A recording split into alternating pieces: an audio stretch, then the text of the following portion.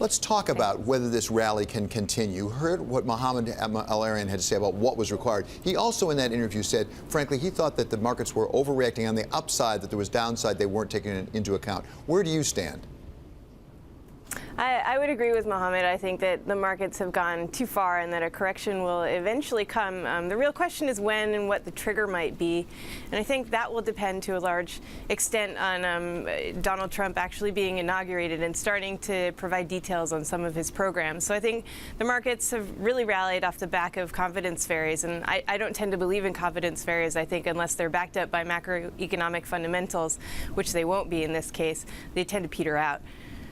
So what do you project in terms of GDP growth going forward? Understanding we don't know exactly what's going to happen either here or overseas, what sort of GDP growth projections are you making?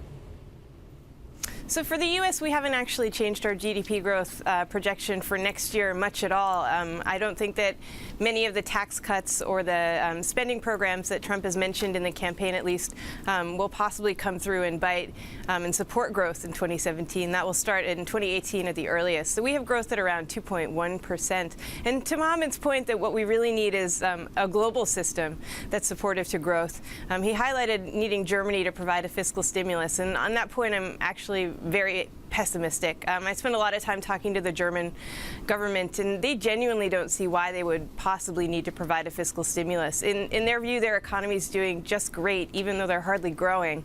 They've got low unemployment and a very high living of standards. So in their view, who needs growth? Why would they provide a stimulus and give up their pretty stellar-looking budget at the moment, at least, in order to boost demand domestically or across the region?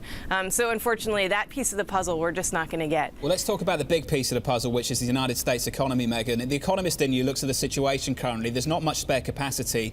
If you're going to push stimulus into an economy without much spare capacity, how do you generate lots of real growth, or do you just generate tons of inflation? Yeah, and this is a point that Janet Yellen herself brought up at her last press conference. All fiscal stimulus isn't created equal, and what we really need is a fiscal stimulus that will boost long-term productivity.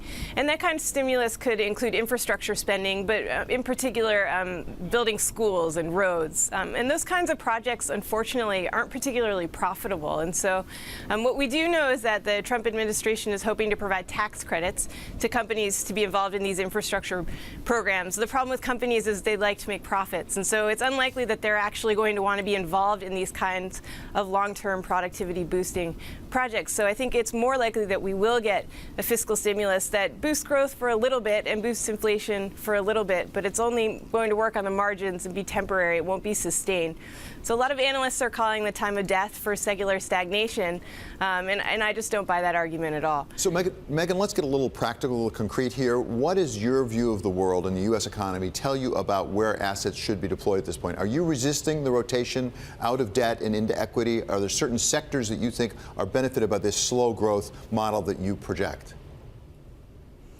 Yeah, I am resistant to this great rotation. We've called for the great rotation a number of times over the past couple of decades, actually, and often it's a false alarm. I think this is another case of that. I do think Trump's plans will be mildly inflationary. Growth might tick up a little bit in 2018, 2019, but like I said, it won't be sustained. So I don't think that this push into equities will be sustained. I should say that inflation will actually peak next February, in particular, off the back of the year-on-year effect of oil prices. And so I do think this could continue for a few months more, but then it should start to peter out, and I think we will see a correction.